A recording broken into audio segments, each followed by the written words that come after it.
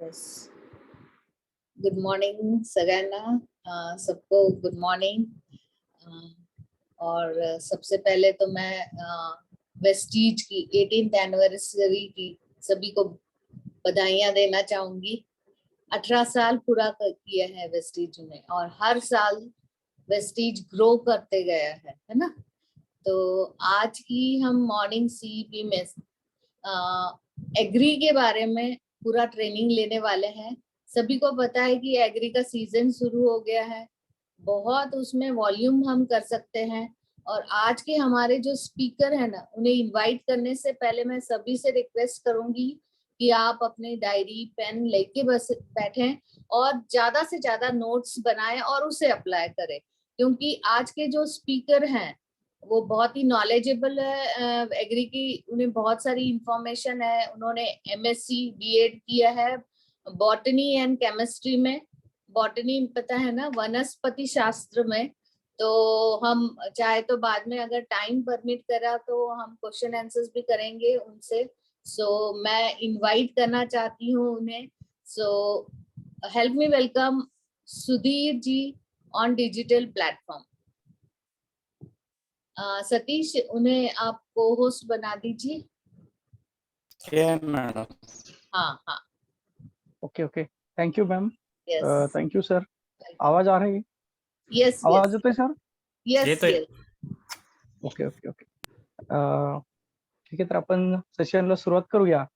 जसं की आपल्याला माहितीच आहे, आपला देश हा मुख्यतः शेती प्रधान आहे आणि जवळपास 60% जनता 60% पॉप्युलेशन ऍग्रिकल्चरल इकॉनॉमीवरती डिपेंड आहे.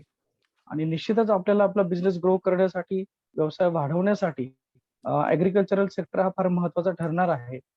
आणि येणारं हा जो काही पावसाचा सीझन आहे, यावर्षी पाऊसही चांगल्या पद्धतीने पडणार आहे. त्यामुळे निश्चितच आपल्या बिझनेसमध्ये ग्रोथ करण्यासाठी ऍग्री सेक्टर आपल्यासाठी फार महत्वाची भूमिका निभावणार आहे, याच्यात वादच नाहीये. मी माझी स्क्रीन शेअर करतोय.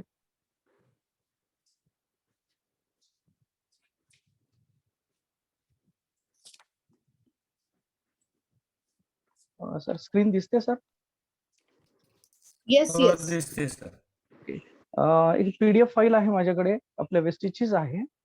याच्यामध्ये मराठीमध्ये छान पद्धतीने आपल्या ऍग्रिकल्चरल प्रोडक्ट बद्दलची इन्फॉर्मेशन दिलेली आहे. आपण आज थोडीशी प्रॅक्टिकली चर्चा करूया. डिटेल नॉलेज तर घेणारच आहोत आपण, परंतु ज्यावेळेस आपण फील्डवरती जातो, फील्डवरती गेल्यानंतर त्या ठिकाणी येणारे जे काही प्रश्न आहेत किंवा जे काही चॅलेंजेस आहेत, या माध्यमातून आपण थोडंसं आज ऍग्रिकल्चरल प्रोडक्ट समजून घेऊ, जेणेकरून आपण फील्डवरती गेल्यानंतर आपल्याला कुठल्याही प्रश्नाला सामोरे जाताना कुठलीही अडचण राहणार नाही. तर आपल्याकडे जी काही प्रोडक्टची रेंज आहे, ऍग्रिकल्चरल प्रोडक्टची रेंज 8 प्रोडक्ट्स आहेत आपल्याकडे. आणि बेसिकली या 8 प्रोडक्टला आपण कॅटेगराईज करू शकतो 3 कॅटेगरीमध्ये, ज्यामध्ये प्रोटेक्शन पर्पज म्हणजे कुठल्याही क्रॉपसाठी, कुठल्याही पिकासाठी प्रोटेक्शन प्रोव्हाइड करायचं असेल तर आपल्याकडं ऍग्री प्रोटेक्ट हे प्रोडक्ट आहे. त्याचं डिटेल्स आज आपण बघणार आहोत. सुधीर दादा, यहाँ पर मराठी अगर समझ में नहीं आ रही होगी तो ऐसा कोई है क्या? नहीं तो हम मराठी में कंटिन्यू करते हैं, अदरवाइज हिंदी में लेंगे हम। चलेगा, नो प्रॉब्लम. नहीं, कर सकते हैं आप मराठी में, ठीक है. Okay okay. तर प्रोटेक्शन या कॅटेगरीमध्ये आपला ऍग्री प्रोटेक्ट हा प्रोडक्ट येतो. त्यानंतर दुसरी जी महत्वाची कॅटेगरी आहे, त्याच्यामध्ये न्यूट्रिशन आपण बोलू शकतो. कुठल्याही पिकाच्या वाढीसाठी, ग्रोथसाठी न्यूट्रिशन हे आवश्यक आहे. मग न्यूट्रिशन प्रोव्हाइड करणारे म्हणजे डायरेक्टली प्लांटची ग्रोथ अँड डेव्हलपमेंट घडून आणणारे जे प्रोडक्ट्स आहेत, त्याच्यामध्ये ऍग्री ह्युमिक, त्यानंतर humic granule, agri moss, agri nanotech आणि ऍग्री गोल्ड या आपल्या ऍग्री प्रोडक्टचा समावेश होतो. आणि तिसरी कॅटेगरी जी आहे, जी ऍक्टिव्हेटर हा एक्झॅक्टली ग्रोथ अँड डेव्हलपमेंटसाठी डायरेक्टली न्यूट्रिशन प्रोव्हाइड करत नाही, परंतु जे काय आपण फर्टिलायझर देतोय पिकाला, त्या फर्टिलायझरचा 100% उपयोग त्या पिकाच्या ग्रोथ अँड डेव्हलपमेंटसाठी घडून आणणारे जे काही प्रोडक्ट्स आहेत, ज्याला आपण ऍक्टिव्हेटर म्हणतो, ते activate the growth and development of that plant or crop. तर ऍक्टिव्हेटर मध्ये आपल्याकडे ऍग्री 82 आणि ॲग्री ॲक्वाजेल हे 2 प्रोडक्ट आहेत. आज आपण या 8 पैकी 4 प्रोडक्ट वरती डिटेलमध्ये चर्चा करणार आहोत. जे 4 प्रोडक्ट आपल्याला सध्याच्या स्थितीला म्हणजे आजही आपण सेशन संपल्यानंतर आजही आपण फील्डवरती गेलो तर जे प्रोडक्ट आपण शेतकऱ्यांना सजेस्ट करू शकतो किंवा वापरण्यासाठी त्यांना आपण सांगू शकतो. अशा 4 प्रोडक्ट वरती आपण आज चर्चा करणार आहोत. जे आपण मशागत पूर्व किंवा लागवडीच्या अगोदर जे प्रोडक्ट आपण देऊ शकतो. यामध्ये सुरुवातीला आपण ॲग्री 82 वरती चर्चा करतोय. ॲग्री 82 हा ॲक्टिव्हेटर कॅटेगरीमध्ये येणारा प्रोडक्ट आहे. आता याच्याबद्दल बऱ्यापैकी इन्फॉर्मेशन आपल्या सर्वांनाच आहे. परंतु आपण थोडंसं अजून डीपमध्ये थोडीशी त्याची इन्फॉर्मेशन घेऊया. ॲग्री 82 हा जो प्रोडक्ट आहे हा ॲक्टिव्हेटर कॅटेगरीमध्ये येतो. ऍक्च्युली हा आपण असा प्रोडक्ट आहे, हा एक ऑलराऊंडर प्रोडक्ट आहे. आपण कुठल्याही शेतीच्या प्रोडक्ट सोबत हा प्रोडक्ट अप्लाय करू शकतो, देऊ शकतो. कारण याच्या फंक्शन जर पाहिलं तर हा एक ऍक्टिव्हेटर आहे. जे काही आपण देऊया, पिकाला आपण फर्टिलायझर देतो, त्यासोबत जर याचा वापर जर केला तर तो फर्टिलायझरची ऍक्टिव्हिटी वाढवतो. जर आपण याला कीटकनाशकांसोबत जर दिलं, इन्सेक्टिसाइड सोबत दिलं, पेस्टिसाइड सोबत जर दिलं, तर ज्या औषधासोबत आपण याचा वापर करू, त्या औषधाची कार्यक्षमता वाढवण्याचं काम हा करतो. त्याची ऍक्टिव्हिटी इन्क्रीज करण्याचं काम करतो. म्हणून आपण याला ऍक्टिव्हेटर असं म्हणतो. बरेचसे औषध हे स्प्रे केले जातात. स्प्रे करताना सुद्धा आपण याचा जर वापर जर केला, स्प्रेइंग करताना, तर हा स्प्रेडर म्हणून पण छान पद्धतीने काम करतो. त्याचबरोबर स्प्रे केल्यानंतर तो स्प्रेइंग केल्यानंतर ते जे लिक्विड आहे, स्प्रे मधलं जे लिक्विड आहे, हे बेसिकली झाडांच्या पानावरती पडत असतं. आणि झाडांच्या पानावरती छोटे-छोटे छिद्र असतात, ज्याला स्टोमॅटा म्हटलं जातं. आणि या स्टोमॅटाच्या माध्यमातूनच झाड किंवा वनस्पती वातावरणातल्या प्रत्येक घटकांचं एक्सचेंज करत असतं. जसं आपण शिकलो, की आपल्याला माहिती आहे, की हवेतला कार्बन डायऑक्साईड झाडं ॲब्झॉर्ब करतात आणि बाहेर ऑक्सिजन टाकतात. ऑक्सिजन बाहेर सोडतात. मग ही देवाण-घेवाणची जी प्रक्रिया आहे, त्या स्टोमॅटाच्या माध्यमातून घडत असते. आणि स्प्रेइंग केल्यानंतर झाडाच्या पानावरती पसरणारं हे जे लिक्विड आहे, हे जे औषध आहे, हे सुद्धा स्टोमॅटाच्या माध्यमातून प्लांटमध्ये एंट्री करतं, झाडाच्या शरीरामध्ये प्रवेश करण्याचं काम करतं. मग ह्याची जी कार्यक्षमता आहे, ही कार्यक्षमता वाढवण्याचं काम ॲग्री 82 करतं. आता बेसिकली फील्डवरती गेल्यानंतर आपण जे काही 4 त्याचे फंक्शन सांगतो, की पाण्याच्या माध्यमातून ॲग्री 82 दिल्यानंतर हे जमिनीमध्ये पाण्याला पसरवतं. जमिनीमध्ये पाण्याला 15 इंचापर्यंत मुरवतं. हे दुसरं फंक्शन. तिसरं फंक्शन, आपली जमीन पूर्णतः भुसभुशीत करण्याचं काम ॲग्री 82 करतं. आणि चौथं फंक्शन, आपल्या पाण्याचा जो काही पीएच आहे, हा पीएच मेंटेन करण्याचं काम करतं. बेसिकली प्रत्येक शेतकरी जवळपास मातीचा पीएच चेक करतो, परंतु पाण्याचं कधीही पीएच 99% कोणी चेक करत नाही.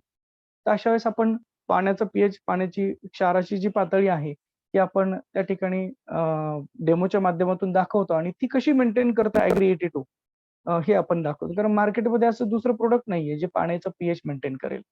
तर ही एक याची एक जमेची बाजू आहे, प्लस पॉइंट आहे. असा एक ऑलराउंडर प्रोडक्ट आहे ॲग्री 82.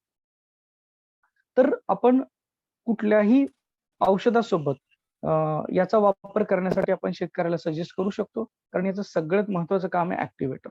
आता याच्यात अजून एक थोडीशी एक महत्त्वाची गोष्ट लक्षात घेणं गरजेचं आहे. हा ॲक्टिव्हेटर आहे.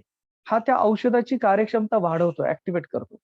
मग ॲग्री 82 चा वापर करण्याच्या अगोदर शेतकरी जेवढं प्रमाण त्या औषधाचं, बेसिकली इन्सेक्टिसाइड, हर्बिसाइडच्या बाबतीमध्ये बोलतोय मी, तणनाशकाच्या बाबतीमध्ये किंवा इतर इन्सेक्टिसाइडच्या बाबतीमध्ये, जेवढं प्रमाण शेतकरी वापरतो त्याच्यापेक्षा 30% प्रमाण हे कमी वापरलं गेलं पाहिजे, जर आपण ॲग्री 82 त्याच्यासोबत ॲड करत असेल तर.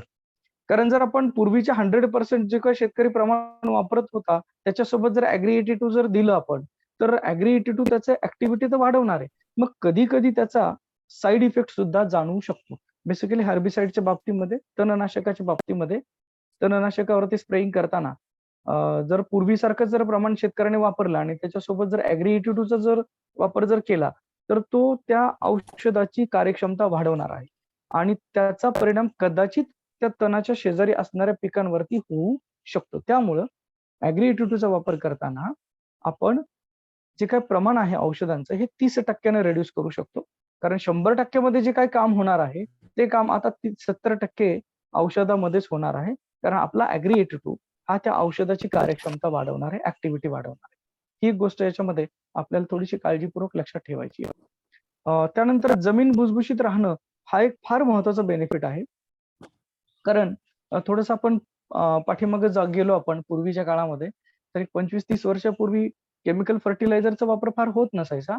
त्यावेळेस पूर्ण शेती ही ऑर्गॅनिक फर्टिलायझर वरती होती, सेंद्रिय खतांवरती होत होती. आणि त्यावेळेला जमीन सेंद्रिय खतांमुळे जमीन ही पूर्णतः भुसभुशीत राहणं, मोकळी होती जमीन. अशा वेळेला जमिनीमध्ये असणारे जे काही सॉइल बॅक्टेरिया आहेत, त्या सॉइल बॅक्टेरियांची ग्रोथ खूप चांगल्या पद्धतीने होती, पुरेशा प्रमाणामध्ये होती. आता आज जर बघितलं आपण तर शेतकरी शेतामध्ये युरियाचा भरपूर वापर करतोय. युरिया टाकल्यानंतर जे काही पिवळं दिसणारं शेत आहे, 2 दिवसामध्ये हिरवंगार होतं, शेतकऱ्याला फार आनंद होतो. तर युरियाचा वापर करून सुद्धा आज शेतीवरती परिणाम होतोय, मातीवरती, जमिनीवरती परिणाम होतो. मग पूर्वीच्या काळी ज्यावेळेस युरिया नव्हता, त्यावेळेस पिकं हिरवीगार नव्हती का? तर होती. तर त्यावेळेस पिकांना नायट्रोजन हा तर फार महत्वाचा आहे. मग युरियाच्या माध्यमातूनही नायट्रोजन मिळतोय. मग पूर्वीच्या काळी हा नायट्रोजन हवेतून मिळायचा. कारण हवेमध्ये नायट्रोजनचं प्रमाण हे 78% आहे. खूप प्रमाण आहे नायट्रोजनचं. आणि मग पूर्वी हा जो नायट्रोजन आहे, हा नायट्रोजन प्लांट्स डायरेक्टली अपटेक करू शकत नाही, डायरेक्टली ॲब्झॉर्ब करू शकत नाहीत.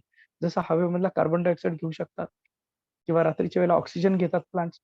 तसं नायट्रोजन हा नाही ॲब्झॉर्ब करू शकत प्लांट. त्यांच्यामध्ये ती क्षमता नाहीये. परंतु मातीमध्ये असणारे जे काही बॅक्टेरिया आहे, जे काही जीवाणू आहेत, या जीवाणूंमध्ये, या बॅक्टेरियांमध्ये ती क्षमता आहे. हवेतला नायट्रोजन ते खेचू शकतात आणि त्या हवेतल्या नायट्रोजनचं कन्व्हर्जन करून नायट्रिक ऑक्साईडमध्ये कन्व्हर्जन करून हे झाडांच्या मुळाला रेडीमेड सप्लाय करत होते. त्यामुळे पिकाला नायट्रोजनची कमतरता भासत नव्हती. परंतु आज अतिरिक्त अतिरिक्त पाण्याच्या वापरामुळे जमिनीची जी काही क्वालिटी आहे, जमीन जी आहे, जमीन खराब होत चाललेली आहे. जमीन कडक होत चाललेली आहे. त्यातला भुसभुशीतपणा गायब झालेला आहे. आणि त्यामुळे बॅक्टेरियाची ग्रोथ होत नाहीये. बॅक्टेरियाची ग्रोथ न झाल्या कारणानं फ्रीमध्ये मिळणारा, फुकट मिळणारा नायट्रोजन हा झाडांना मिळत नाहीये, पिकाला मिळत नाहीये. परिणामी आपल्याला विकत घेऊन युरियाच्या बॅग घेऊन युरिया टाकायला लागतोय आणि काम भागवायला लागतंय. मग जर जमीन भुसभुशीत राहिली तर निश्चित बॅक्टेरियाची ग्रोथ होणार आहे आणि बॅक्टेरियल ग्रोथ जर झाली तर शेतकऱ्याला युरिया वापरण्याची गरज सुद्धा राहणार नाही. युरियाचे दुष्परिणाम माहिती आहेत. शासन काही दिवसांमध्ये युरियाचं प्रोडक्शन सुद्धा बंद करण्याच्या तयारीत आहे. तर निश्चित आपण केमिकल फार्मिंगकडनं आता ऑर्गॅनिक फार्मिंगकडं पुन्हा एकदा शिफ्ट होतोय. परंतु ते शिफ्ट होताना आपल्याला तंत्रज्ञानाची सुद्धा मदत घ्यायची आहे. जे आपल्याकडे असणारे हे प्रोडक्ट फारच जबरदस्त प्रोडक्ट आहेत, जे या कामासाठी फार चांगल्या पद्धतीने मदत करतील. केमिकल फार्मिंगकडनं आपण ऑर्गॅनिक फार्मिंगकडे सहजरित्या शिफ्ट होऊ शकतो. जर आपण आपले हे प्रोडक्ट जर यूज केले त्याच्यामध्ये तर. त्यानंतर Agri 82चा दुसरा बेनिफिट्स असा आहे, की ज्यावेळेस आपण अनेक औषधं, अनेक फर्टिलायझर भले ते लिक्विड फॉर्ममध्ये असो किंवा सॉलिड फॉर्ममध्ये असो, हे ज्यावेळेस मिक्स करतो आणि हे मिक्स करताना जर Agri 82 त्याच्यामध्ये जर वापरलं गेलं, तर ह्या सगळ्या मिश्रणाचं एक सार बनवण्यासाठी किंवा एकजीव बनवण्यासाठी, सगळ्यांची ॲक्टिव्हिटी एकसमान करण्यासाठी Agri 82 फार महत्वाचं काम करतो. जसं आपण म्हणतो, की एखाद्या फंक्शनमध्ये एखादा होस्ट, एखादा अँकर हा फार महत्वाचं रोल बजावत असतो. पूर्ण तो कार्यक्रम होस्ट करणं, ते त्याचं काम आहे. तसं जमिनीच्या खाली पिकांना दिलं जाणारं हे सगळे जे घटक आहे, हे घटक त्याला पुरेपूर मिळवून देणं आणि ते पूर्ण जे काही फंक्शन आहे, हे फंक्शन प्रॉपरली घडवून आणणं, हे Agri 82चं काम आहे. त्याच्यामुळे Agri 82चा यूज हा प्रत्येक पिकामध्ये सातत्यानं होणं गरजेचं आहे. मग त्याचा वापर जर करायचा असेल, तर याचा वापर आपण कशा पद्धतीने करू शकतो?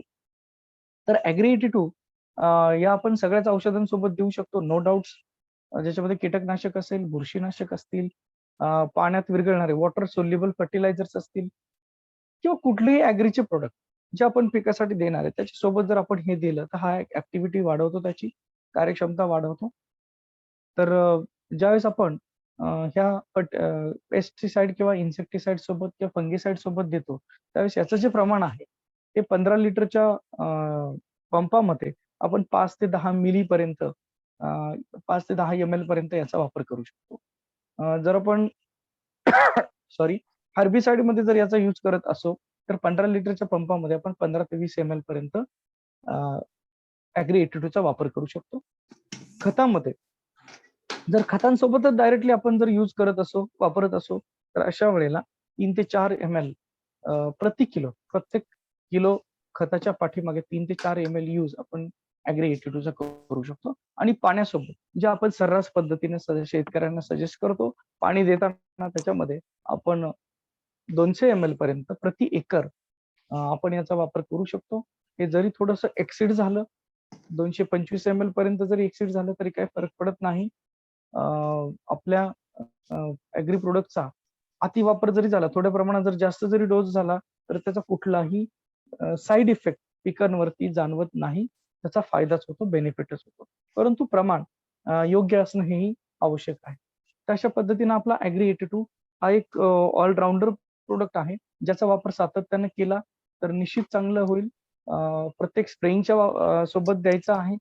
त्याबरोबर पाणी देताना सुद्धा शक्यता 21 दिवसाच्या अंतरानं जे पाणी दिलं जातं पिकाला, त्या वेळेला जर आपण ॲग्री 82 देत राहिलो, तर त्याचा खूप पॉझिटिव्ह इम्पॅक्ट हा जमिनीवरती दिसून येतो, पिकांच्या ग्रोथ अँड डेव्हलपमेंट वरती सुद्धा दिसून येतो. ॲक्टिव्हिटी वाढवतो याचा अर्थ आपण असाही घेऊ शकतो. ज्यावेळेस आता शेतकरी पिकामध्ये 2 किंवा 3 फर्टिलायझर डोस देतात. पहिल्या फर्टिलायझरच्या डोसच्या वेळेला जर आपण हे प्रॉडक्ट जर वापरले, ॲक्टिव्हिटी वाढवणारे प्रॉडक्ट जर वापरले, तर सेकंड डोस जो आहे फर्टिलायझरचा, जो डोस शेतकरी सपोज उदाहरण आपण घेऊया की सेकंड डोसला शेतकरी 5 बॅग फर्टिलायझर वापरत होता. तर पहिल्या डोसच्या वेळेस जर हे ॲक्टिव्हेटर प्रॉडक्ट जर वापरले, तर सेकंड डोसच्या वेळेला त्या शेतकऱ्याला 5 बॅग वापरण्याची गरज वाटत नाही. कारण तेवढी ग्रोथ अँड डेव्हलपमेंट चांगल्या पद्धतीने त्या पिकांमध्ये बघायला मिळते आणि तो फर्टिलायझरचा डोस कमी करू शकतो. केमिकल फर्टिलायझरचा वापर कमी करू शकतो आणि निश्चितच जमिनीची जी काही गुणवत्ता आहे, ती वाढवण्यासाठी यानं मदत होणार आहे. जेवढे कमी केमिकल फर्टिलायझर वापरेल, तेवढी लवकर जमिनीचा जो घसरलेला पोत आहे, हा सुधारण्यासाठी मदत होणार आहे. नंतर आपण वळूया आपल्या दुसऱ्या प्रॉडक्टकडे, जो आहे ॲग्री प्रोटेक्ट. त्याच्या नावामध्येच त्याचा अर्थ दडलेला आहे. प्रोटेक्ट हा शब्द प्रोटेक्शन वरून आलेला आहे. प्रोटेक्शन हा एक फार महत्वाचा मुद्दा आहे कुठल्याही पिकाच्या बाबतीमध्ये. प्रोटेक्शन कुठल्या गोष्टीपासून हवंय, तर प्रोटेक्शन हे डिसीज पासून हवंय.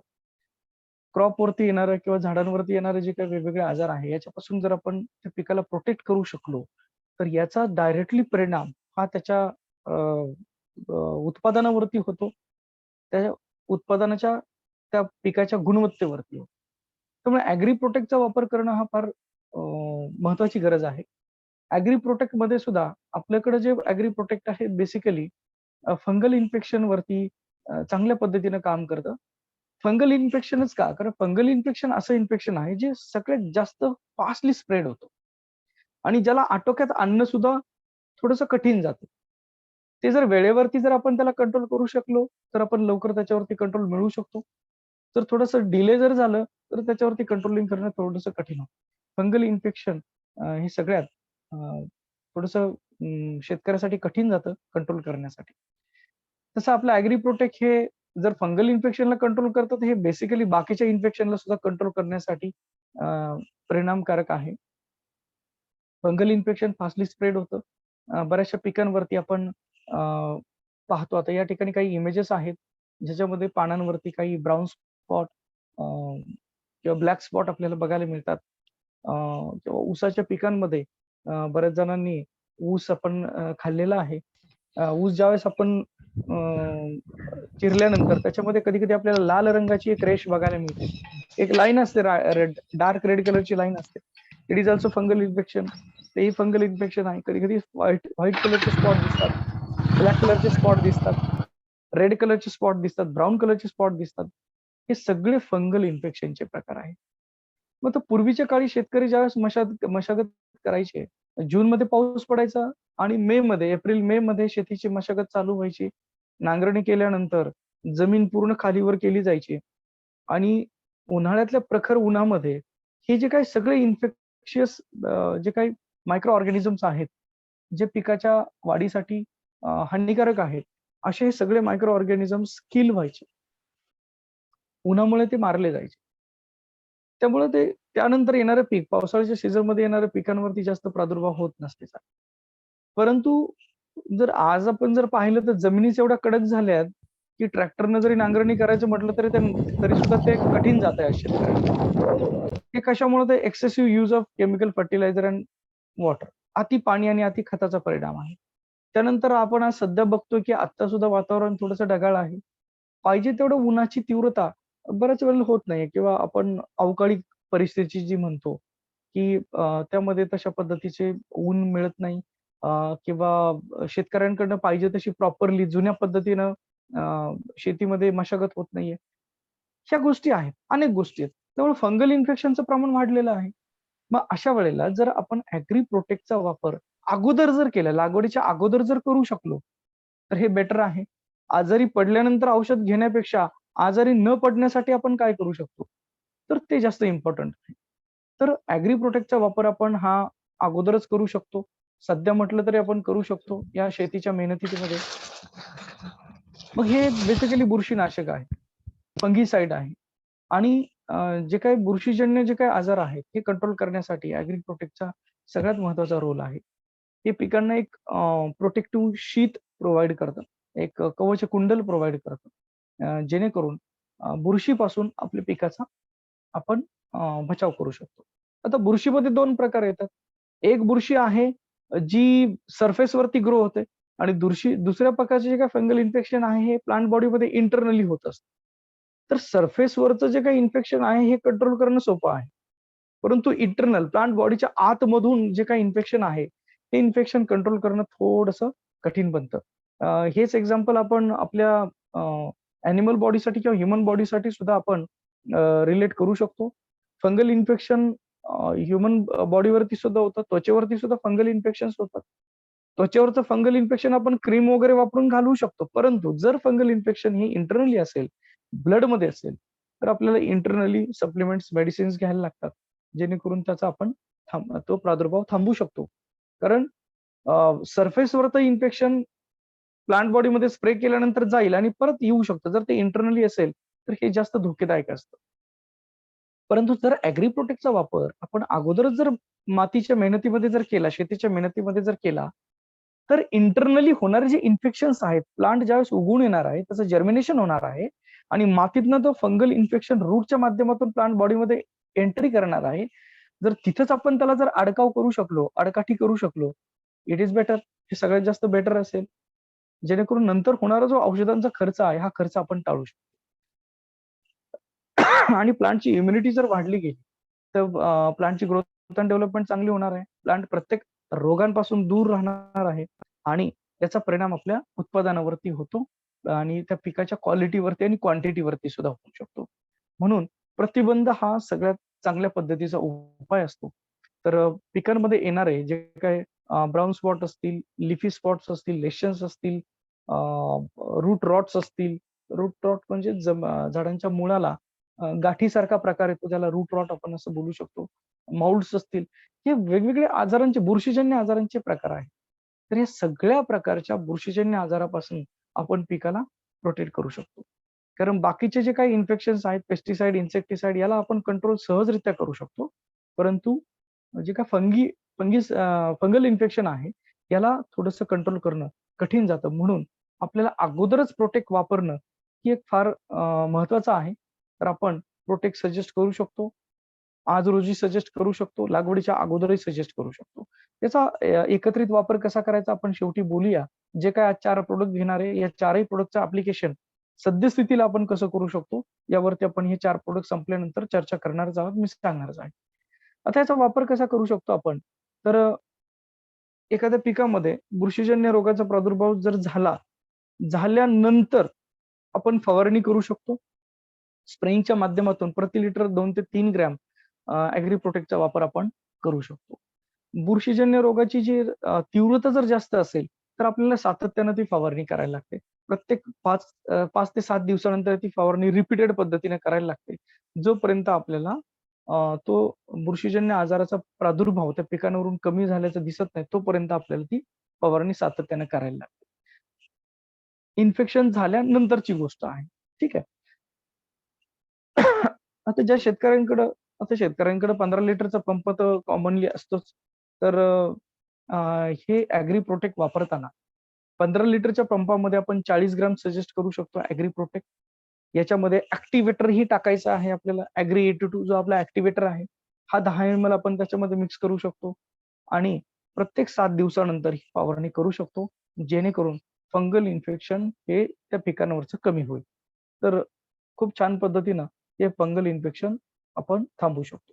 आता पूर्व मशागत किंवा शेत तयार करत असताना म्हणजे सध्याची परिस्थिती ज्याला आपण असं म्हणतो, की आज रोजी आपण अ, जरी फील्डवरती गेलो, तरी आपण हे सजेस्ट करू शकतो, सांगू शकतो, पूर्व मशागतीला ॲग्री प्रोटेक्टचा वापर आपण बीज प्रक्रियेच्या दरम्यान सुद्धा करू शकतो. बीज प्रक्रिया म्हणजे ज्यावेळेस आपल्याला लागवड करायची आहे, या लागवडीच्या अगोदर आपण प्रति किलो बियाण्यासाठी 5 ते 10 ग्रॅम या प्रोटेक्टचा वापर त्या ठिकाणी करू शकतो. मुळांवरती जर प्रक्रिया करायची असेल, म्हणजे आपल्याला जमिनीमधून जर प्रोटेक्ट जर यूज करायचं असेल, तर प्रति लिटर आपल्याला 10 ते 15 ग्रॅम ते पाण्यामध्ये, पंपामध्ये यूज करणं गरजेचं आहे. फवारणी करत असताना याचा डोस हा प्रति लिटर 1 ते 1.5 ग्रॅम एवढा असावा. हे स्टँडर्ड फिगर्स आहेत. हे स्टँडर्ड फिगर्सनं आपण याचा वापर करू शकतो. त्यानंतर पहिली फवारणी केल्यानंतर म्हणजे पहिली फवारणी कधी करायची? तर पेरणी केल्यानंतर 20 ते 25 दिवसांनी पहिली फवारणी करणं गरजेचं आहे. दुसरी फवारणी ज्यावेळेस फुलं येतात, फ्लॉवरिंग स्टेज येण्याच्या 20 दिवस अगोदर, फुलं येण्याच्या 20 दिवस अगोदर आपल्याला दुसरी फवारणी करायची आहे. आता स्प्रेइंग आपण प्रिव्हेन्शनमध्ये घेऊ शकतो. स्प्रेइंग आपण प्रिव्हेन्शनमध्ये सुद्धा घेऊ शकतो. इन्फेक्शन होईल आणि मग आपण स्प्रे करू. त्याच्या अगोदर आपण अगोदरच स्प्रेइंग करून ठेवू म्हणजे इन्फेक्शन येणारच. प्रिव्हेन्शन कॉजमध्ये सुद्धा आपण प्रिव्हेन्शन मोडमध्ये सुद्धा आपण ह्या फवारणी करू शकतो. पेरणी केल्यानंतर 20-25 दिवसानं फवारणी जर केली, तर फंगल इन्फेक्शनचं धोका राहत नाही. त्यानंतर फ्लॉवरिंग स्टेज ज्यावेळेस येते, त्याच्या अगोदर 20 दिवस आधी जर आपण जर स्प्रेइंग केलं, फवारणी जर केली, तर त्यावेळेस फंगल इन्फेक्शनचा धोका राहत नाही. त्याचं कारण फ्लॉवरिंग स्टेज ही फार महत्वाची आहे कुठल्या पिकासाठी. कारण फ्लॉवरिंग नंतर फ्रुटिंग आणि फ्रुटिंग नंतर ती प्रोडक्टिव्हिटी त्या फ्लॉवरिंग आणि फ्रुटिंग वरती डिपेंड असते. मग फ्लॉवरिंगच्या अगोदर जर आपण याचा यूज जर करू शकलो, तर जे काही उत्पादनावरती येणारं जे काही उत्पादन होण्यासाठी जे काही धोके आहेत, ते धोके आपण टाळू शकतो. तर अशा पद्धतीने ॲग्री प्रोटेक्टचा वापर हा कंपल्सरी शेतकऱ्याला आपण सजेस्ट करू शकतो. जेणेकरून उत्पादनावरती आणि पिकाच्या ग्रोथ अँड डेव्हलपमेंटवरती त्याचा चांगल्या पद्धतीनं आपल्याला परिणाम दिसेल आणि उत्पादकता आणि प्रोडक्टिव्हिटी वाढेल. त्यानंतर आपल्याकडे दुसरं जे प्रोडक्ट आहे, जे आपण सातत्यानं वापरतो, ज्याची सुद्धा गरज आज पिकासाठी, शेतीसाठी अत्यंत महत्त्वाची आहे, ते म्हणजे ॲग्री ह्युमिक. तर त्या ॲग्री ह्युमिक आपल्याकडे 2 फॉर्ममध्ये आहे. एक सॉलिड फॉर्ममध्ये आहे, त्याला आपण ग्रॅन्युअल फॉर्ममध्ये म्हणतो. दुसरं लिक्विड फॉर्ममध्ये आहे. जे कन्व्हिनियंट आहे त्या पद्धतीने आपण त्या पिकाला सजेस्ट करत असतो. आता ह्युमिक जे आहे, ॲग्री ह्युमिकमध्ये येणारे जे काही कंटेंट आहे, 3 प्रकारचे कंटेंट आहेत. ते बेसिक कंटेंट आपल्याला थोडीशी माहिती असायला हवेत. एक्झॅक्टली ॲग्री ह्युमिकमध्ये कुठले-कुठले घटक असतात. ते ह्युमिक ॲसिड हा त्यातला मुख्य घटक आहे. त्यानंतर फुल्विक ॲसिड एक आहे आणि ह्युमिन एक आहे. या तिघांचं कॉम्बिनेशन ह्या ह्युमिक ॲसिडमध्ये असतं. आता ह्युमिक ॲसिड सुद्धा आपण मार्केटमध्ये आता बघायला लागलोय 5-10 वर्षामध्ये. पूर्वीच्या काळी ह्युमिक पिकाला मिळत होतं. कारण पूर्वी सेंद्रिय शेती होती. शेतकरी सर्रासरित्या शेणखताचा वापर पिकांमध्ये करत होता आणि ते शेणखत सुद्धा बेसिकली डिकंपोज झालेलं शेणखत वापरलं जायचं. पूर्णतः कुजलेलं शेणखत वापरलं जायचं. आता कुजलेलं शेणखत कसं तयार व्हायचं? तर जमिनीमध्ये खोल खड्डा घेतला जायचा. त्या खड्ड्यामध्ये सगळं शेणखत शेण टाकलं जायचं, झाडांचा पालापाचोळा टाकला जायचा. जेणेकरून ते कुजलं जायचं. त्याचं डिकंपोझिशन व्हायचं आणि त्या खड्ड्यामध्ये ती हीट जनरेट होते आणि हीट जनरेट झाल्यानंतर 100% डिकंपोज झालेलं असं शेणखत जर शेतीमध्ये वापरलं गेलं, तर ज्यावेळेस पाऊस पडेल, पाऊस पडल्यानंतर त्याला पाणी मिळाल्यानंतर त्यातनं ते बाहेर पडणारं जे पाणी आहे, त्याच्यामध्ये तो ह्युमस असतो, जो ॲज अ फर्टिलायझर म्हणून काम करतो. ऑर्गॅनिक फर्टिलायझर म्हणून काम करतो. तर पूर्वी शेतीमध्ये शेतकरी सर्रासरित्या शेणखताच्या माध्यमातून ही ह्युमिक ॲसिड शेतीसाठी देत होता. परंतु आज रोजी सध्या जे काही शेणखत दिलं जातं हे डिकंपोज न झालेलं शेणखत शेतीसाठी मिळतंय. खड्ड्यामध्ये जर शेणखत टाकलं तर त्याचं 100% डिकंपोझिशन होतं. परंतु जमिनीवरती साठवलेलं जे शेणखत असतं, याचं 100% डिकंपोझिशन होत नाही आणि असं डिकंपोज न झालेलं शेणखत जर शेतीमध्ये वापरलं गेलं, तर तो फंगल इन्फेक्शनसाठी सगळ्यात सोपा मार्ग आहे.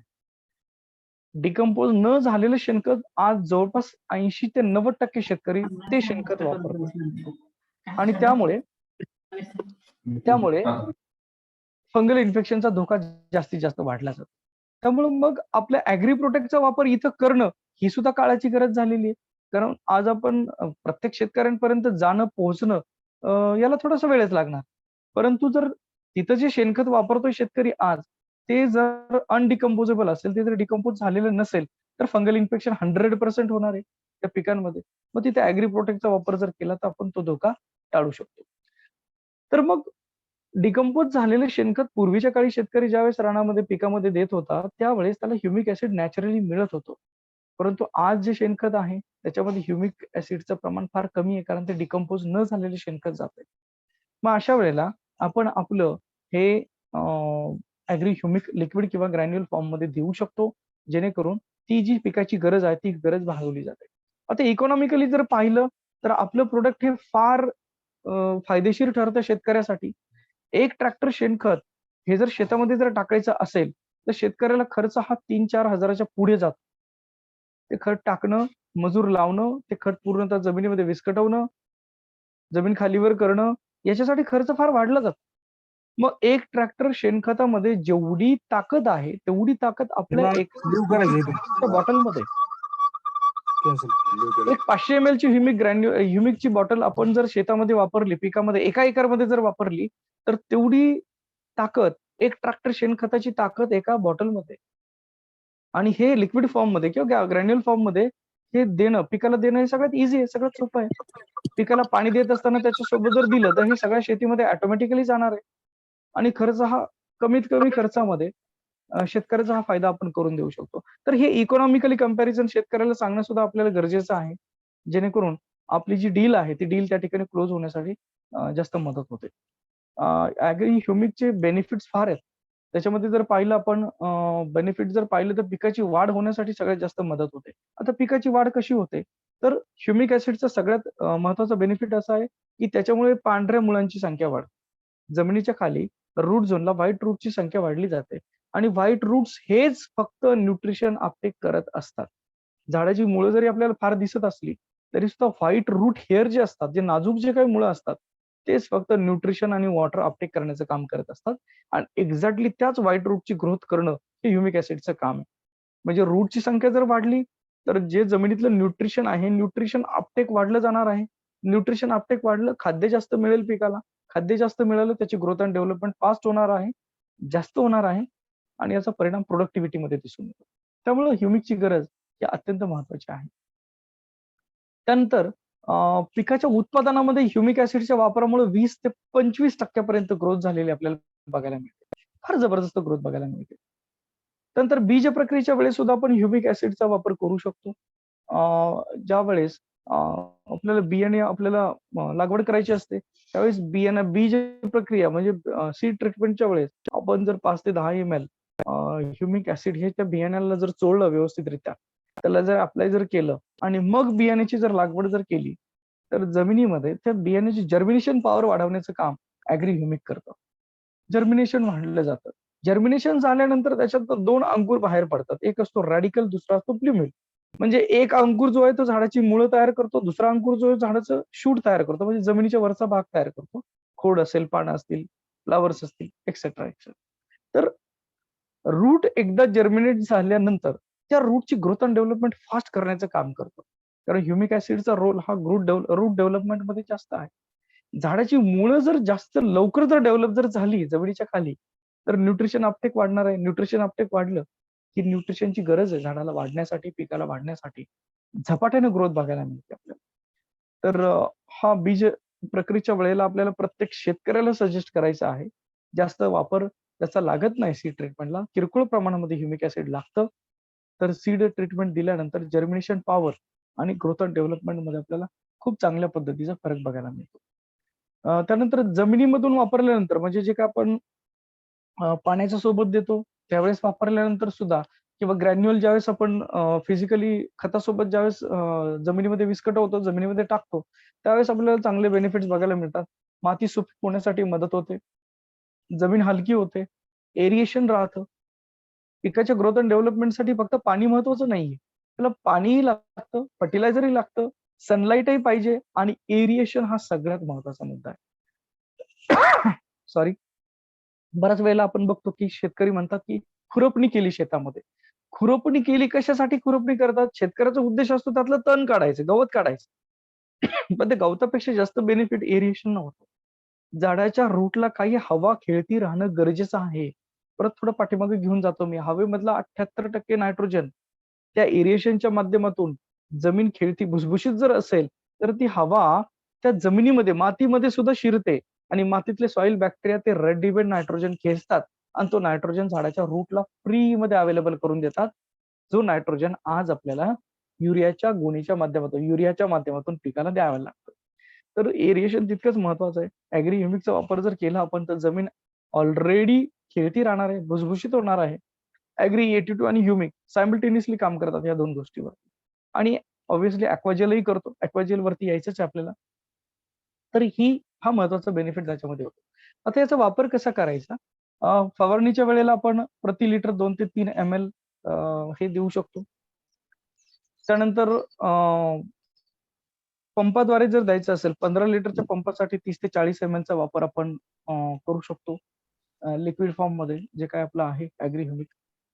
ड्रीपद्वारे जरी जायचं असेल तर आपण एका एकरसाठी मिनिमम 500 ml देणं गरजेचं आहे. मॅक्सिमम आपण याला 1000 ml पर्यंत म्हणजे 1 लिटर पर्यंत एक्सीड करू शकतो. फक्त आता जर जर द्यायचं असेल, ड्रीपद्वारे जर आपण जर हॉर्टिकल्चरसाठी देत असू, फळबागेसाठी जर देत असू, तर फळबागेमध्ये जे काही ड्रीप पद्धती आहे, त्याच्यामध्ये जे नोझलच्या द्वारे जे काही पाणी पडतं, ते डायरेक्टली रूट झोनलाच मिळतं त्या ठिकाणी. मग अशा वेळेला आपण 500 ml सजेस्ट करू शकतो. पण ज्यावेळेला आपली इतर पिकं असतात, इतर पिकामध्ये संपूर्ण 1 एकर क्षेत्रामध्ये जर आपल्याला ह्युमिक जायचं असेल, तर मग अशा वेळेला आपण 1 लिटर म्हणजे 1000 ml किंवा त्याच्यापेक्षा जास्त आपण सजेस्ट केलं तरी त्याचा कुठलाही दुष्परिणाम होत नाही. झाला तर बेनिफिटच होणार आहे. तर आपण त्या कंडिशननुसार आपण ते सजेस्ट करू शकतो. बीज प्रक्रियेच्या वेळेस आपण प्रति 1 किलो सीडला 5 ml आपण ॲग्री ह्युमिक जर आपण त्याला जर चोळलं त्या बियाण्याला, तर ते सीड ट्रीटमेंट्समध्ये त्याचा तशा पद्धतीने वापर होऊ शकतो. त्याचबरोबर मुळांवरती जर प्रक्रिया करायची असेल रूटवरती, तर आपण प्रति लिटर 5 ml हे वापरू शकतो. त्यानंतर आपलं जे काही ह्युमिक ग्रॅन्युअल आहे सॉलिड फॉर्ममध्ये, हे ग्रॅन्युअल आपण आज रोजी सुद्धा वापरू शकतो. पिकाच्या लागवडीच्या अगोदर पण आपण वापरू शकतो. ज्याच्यामध्ये 2 बॅग आपण ह्युमिक ग्रॅन्युअल, 100 किलो शेणखत, त्याच्यामध्ये ह्युमिक ग्रॅन्युअल आपण त्या शेणखतामध्ये मिसळू शकतो आणि त्याच्यासोबत अजून एक आपण करू शकतो, ॲग्री प्रोटेक्ट त्याच्यामध्ये देऊ शकतो. एका एकरसाठी ॲग्री प्रोटेक्ट देऊ शकतो आणि ॲग्री ॲक्वाजेल जर दिलं अजून त्याच्यासोबत, या 4 प्रॉडक्टचं जर आपण कॉम्बिनेशन जर आज रोजी जर मातीमध्ये जर टाकलं, तर ज्यावेळेस पाऊस पडेल, पाऊस पडल्यानंतर ज्यावेळेस लागवड करणारे शेतकरी त्यावेळेस त्याच्यामध्ये खूप कमालीचा फायदा त्या पिकाच्या ग्रोथ अँड डेव्हलपमेंटसाठी होणार आहे. प्रोटेक्ट आपण आजच वापरतोय, म्हणजे मातीमध्ये आजच प्रोटेक्ट गेलंय, फंगल इन्फेक्शनचा धोका टळलेला आहे. त्यानंतर ऑलरेडी ह्युमिक ॲसिड आपण दिलंय. ह्युमिक ॲसिडमुळे काय होणार आहे, जमीन भुसभुशीत होणार आहे. ॲग्री ॲक्वाजेल अजून त्याला मदत करणार आहे. ॲक्वाजेल वरती यायचंय आपल्याला. पुढचा प्रोडक्ट आपण ॲक्वाजेल घेतोय. तर जमीन भुसभुशीत राहणार आहे. भुसभुशीत झाल्यानंतर ह्युमिक ॲसिडही त्याच्यामध्ये गेलंय.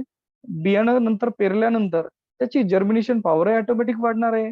रूटची ग्रोथ अँड डेव्हलपमेंटही फास्ट होणार आहे. पिकाची वाढ पण जोमदार पद्धतीने होणार आहे. मग अगोदर आपण हे सजेस्ट करू शकतो. अगोदर जी काही प्रक्रिया आहे, ही प्रक्रिया आपण करू शकतो. तर अशा पद्धतीनं ह्युमिक जे काय आहे त्याचा यूज आपण पिकामध्ये करू शकतो. त्याचा फार मोठा बेनिफिट आहे. त्यानंतर शेवटचा प्रोडक्ट आजचा आपण घेतोय ॲग्री ॲक्वाजेल. याच्यासाठी मी थोडंसं वेगळ्या पद्धतीच्या स्लाइड दाखवतोय फोटोग्राफच्या माध्यमातून. सर दिसते सगळ्यांना? फोटो दिसतोय? इमेज दिसते का सर? हो, दिसते. Okay okay okay. ॲग्री ॲक्वाजेल हा एक मिरेकल प्रोडक्ट आहे. ज्याचा वापर करणं प्रत्येक शेतकऱ्याने केलाच पाहिजे. परंतु त्याच्याबद्दलचे बरेचसे गैरसमज असतात. आपण थोडंसं डिटेलमध्ये पण आणि थोडं प्रॅक्टिकली बोलूया याच्याबद्दल. ऍग्री ॲक्वाजेल थोडंसं इस्रायल टेक्नॉलॉजी आहे. ॲक्वाजेलचा जे काय बेसिक ऍग्री ॲक्वाजेल जे काय तयार केलं जातं, हे दोन दोन दोन फॉर्म मध्ये तयार केलं जातं. म्हणजे दोन प्रकारे हे प्रोडक्ट तयार होतं. एक आहे सोडियम बेस आणि दुसरं आहे पोटॅशियम बेस. सोडियम बेस हे शेतीसाठी धोकेदायक असतं. पोटॅशियम बेस हे शेतीसाठी फायदेशीर असतं. ऍग्रिकल्चरली जे काही ॲक्वाजेल वापरलं जातं, ऍक्च्युली याला वॉटर ऍब्झॉर्बंट असं पण बोललं जातं. तर हे पोटॅशियम बेस वापरले जातं. आणि सोडियम बेस जे आहे, जे बाकीचे जे काही प्रोडक्ट आहेत, जसं आपण म्हणतो छोट्या बाळांचे जे काही पॅम्पर्स वगैरे आहेत, तर त्यामध्ये याचा सोडियम बेस ॲक्वाजेलचा वापर होतो. Actually it is a polymer, हा एक पॉलिमरचा प्रकार आहे. आणि सोडियम बेस जे काही पॉलिमर आहे, सोडियम बेस जे काही पॉलिमर आहे, हे ॲक्वाजेलच्या स्वरूपामध्ये आपण शेतीसाठी वापरू शकतो. तर जास्त डीप मध्ये टेक्निकल इन्फॉर्मेशनची गरज नाही ऍक्च्युअली आपल्याला. पण बऱ्याच वेळेला कधी-कधी एखादा शेतकरी विचारतो प्रश्न. तर आपल्याला थोडंफार एवढी तरी माहिती सांगता आली तरी खूप झालं. पोटॅशियम बेस हा एक पॉलिमरचा प्रकार आहे, जो डिकम्पोजेबल आहे, जो डिकम्पोज होतो. Polymer as a like plastic सारखाच एक प्रकार आहे, परंतु हा एक डिकम्पोज होणारा घटक आहे. याचं डिकम्पोजिशन होतं. मग जनरली एक इमेज मी या ठिकाणी ड्रॉ केलेली आहे, ज्याच्यामध्ये आपण झाडाचे रूट्स मला दाखवायचे जमिनीच्या खाली जे काही झाडांची मुळं आहेत. ॲक्वाजेल एक्झॅक्टली कुठं काम करतो? हा जमिनीच्या खाली पूर्णतः मॅनेजमेंट घडवून आणतो. जे काही आपण खत देतो, जे काही आपण इतर फर्टिलायझर वगैरे देतो, पाणी देतो, हे सगळ्यांचं मॅनेजमेंट, नियोजन जमिनीच्या खाली रूट झोनला करण्याचं काम हा ॲग्री ॲक्वाजेल करतो. मग ज्या वेळेला आपण आपल्या पिकासाठी खत देतो. खत दिल्यानंतर हे खत ज्यावेळेस रूट झोनमध्ये जातं. आता या ठिकाणी ब्लॅक कलरचे स्पॉट दाखवले, ज्याला मी खत फर्टिलायझर असं नाव दिलंय. रूट झोनला ज्यावेळेस हे फर्टिलायझर जातं, फर्टिलायझर दिल्यानंतर, खत टाकल्यानंतर शेतकरी काय करणार आहे? पाणी देणार आहे. पाणी दिल्यानंतरची परिस्थिती काय होते? पाणी दिल्यानंतर हे पाणी ज्यावेळेस रूट झोनला जातं, त्यावेळेस हे जे खत आहे, फर्टिलायझर आहे, हे फर्टिलायझर त्या पाण्यामध्ये डिझॉल्व्ह होतं. डिझॉल्व्ह झाल्यानंतर हे खत मिश्रित पाणी रूट झोनच्या खाली लीच आउट होतं.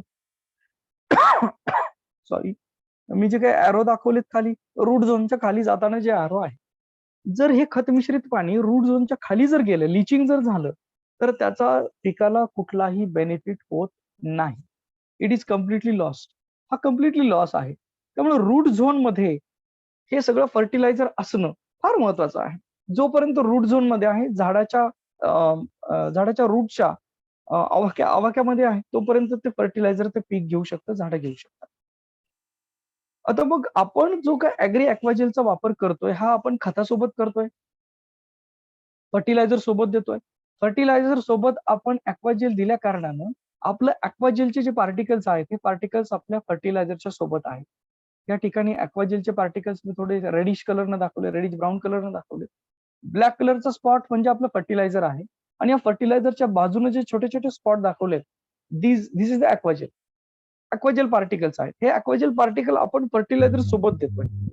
मग ज्या वेळेला आपण हे खत ॲक्वाजेल सहित ॲक्वाजेल सोबतचं हे जे खत ज्यावेळेस पिकाला देतो, त्यानंतर पाणी देतो. पाणी दिल्यानंतर हे पाणी ज्यावेळेस रूट झोनला येतं, रूट झोनला आल्यानंतर त्या खताचं पाणी झाल्यानंतर म्हणजे खत मिश्रित पाणी हे ॲक्वाजेल रूट झोनला अरेस्ट करून ठेवतं. त्या ठिकाणी पकडून ठेवतं. आणि पकडून ठेवल्यानंतर हे जे अतिरिक्त खत आणि पाणी आहे, हे पाणी ते लिचिंग होऊ देत नाही. रूट झोनच्या खाली जाऊ देत नाही. आणि ज्या वेळेला जमिनीमधला ओलावा कमी होणार आहे, त्यावेळेलाच फक्त हे ॲग्री ॲक्वाजेल खत मिश्रित पाणी पुन्हा जमिनीला द्यायला लागतं. पुन्हा माती ओली करायला लागतं आणि पूर्णतः वापसा हा परत वाढला जातो. आता या ठिकाणी अ, एक महत्वाची गोष्ट टेक्निकल बाजू अशी आहे, ॲग्री ॲक्वाजेल हे ऑस्मोटिक प्रेशरवरती काम करतं. ऑस्मोटिक प्रेशरवरती म्हणजे एक ऑस्मोटिक प्रेशर हे फक्त मातीमध्येच तयार होतं. मातीमध्येच क्रिएट होतं.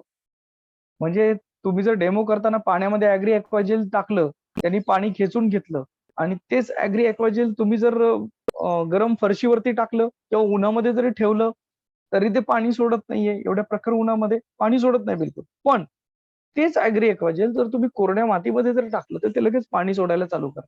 कारण मातीमध्ये ऑस्मोटिक प्रेशर क्रिएट होतं आणि ऑस्मोटिक प्रेशरवरती हे काम करतं. मग याचा बेनिफिट कसा होतो? ज्यावेळेला खतासोबत आपण ऍग्री एक्वाजेल दिलं, नंतर शेताला पाणी दिलं, पाणी दिल्यानंतर जमीन ओली होणार आहे. जमीन ओली झाल्यानंतर उरलेलं अतिरिक्त जे पाणी आहे आणि खत आहे, खत आणि पाणी ऍग्री एक्वाजेल स्वतःकडे घेणार आहे. ऍग्री एक्वाजेलचा प्रत्येक पार्टिकल 500 पटीनं फुलतो. 500 टाइम्स त्याची कॅपॅसिटी, 300 to 500 टाइम्स. मग ही अतिरिक्त पाणी आणि खत स्वतःकडे घेतो आणि जमिनीमधून रूट झोनच्या खाली जाऊ देतच नाही. तिथं पकडून ठेवतो, अरेस्ट करून ठेवतो. आणि ज्या वेळेला ओल्या जमिनीमधून खत आणि पाणी झाडांची मुळं घेणार आहेत आणि कालांतराने 2 दिवसानं 4 दिवसानंतर ती जमीन सुकायला लागेल. जमिनीमधलं खत आणि पाणी झाडानं घेतलं, आता जमिनीमधलं पाणी संपायला लागलंय. जमिनीतलं पाणी संपल्यानंतर, जमीन कोरडी झाल्यानंतर ऍग्री एक्वाजेल स्वतःने खेचलेलं पाणी आणि खत पुन्हा त्या जमिनीला द्यायला लागतं. कारण हे फक्त मातीला देऊ शकतं, रूटला देऊ शकत नाही. आणि आपली माती पुन्हा ओली होते. पुन्हा वापसा तयार होतो. आणि वापसा तयार होणं ही फार महत्वाची गोष्ट आहे. कारण झाडाची रूट्स हे फक्त वापसा कंडिशनलाच न्यूट्रिशन आणि फर्टिलायझर अपटेक करू शकतात, वॉटर अपटेक करू शकतात. पिकाला पाणी दिल्यानंतर जो काय ओलावा असतो, अतिरिक्त चिखल असतो, चिखलामध्ये कुठलेच रूट ॲब्झॉर्प्शन करू शकत नाही. त्याला वापसाच पाहिजे आणि वापसा वाढवण्याचं काम ॲग्री एक्वाजेल खूप छान पद्धतीने करतं, जेणेकरून उत्पादनामध्ये वाढ होते, ग्रोथ होते. त्यानंतर बेसिकली एक प्रश्न येतो. जो प्रश्न आल्यानंतर आपण बऱ्याच वेळेला तिथे निरुत्तर राहतो. कारण आपल्याला ॲग्री एक्वाजेलचा बेनिफिट हा फायदा फक्त एवढाच माहिती आहे, की ॲग्री एक्वाजेल पाणी पकडतं. सगळ्यात महत्वाची एक खुणगाट अशी मनाशी बांधून ठेवायची आपल्याला, ॲग्री एक्वाजेलचं सगळ्यात महत्वाचं काम आहे फर्टिलायझर वाचवणं. आपल्या ॲग्री एक्वाजेलच्या पॅकेटवरती पण दिले 40% फर्टिलायझर वाचवतो, 50% वॉटर वाचवतो. पाण्याची बचत करतात. पहिले खताची बचत सांगायची आपल्याला, जे त्याचं मुख्य काम आहे.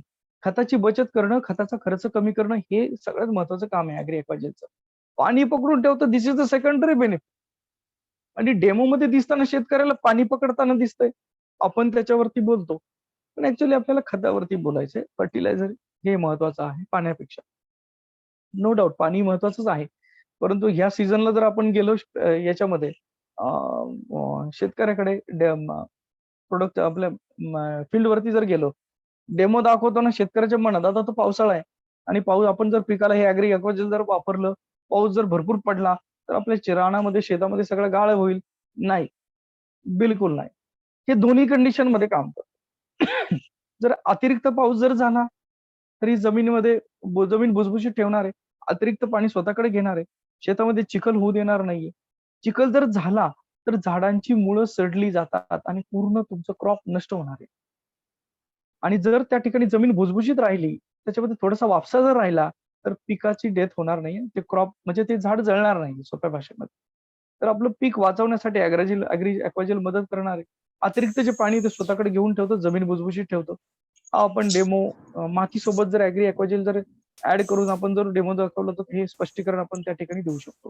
हा सगळ्यात महत्वाचा शेतकऱ्याच्या मनामध्ये येणारा पहिला प्रश्न.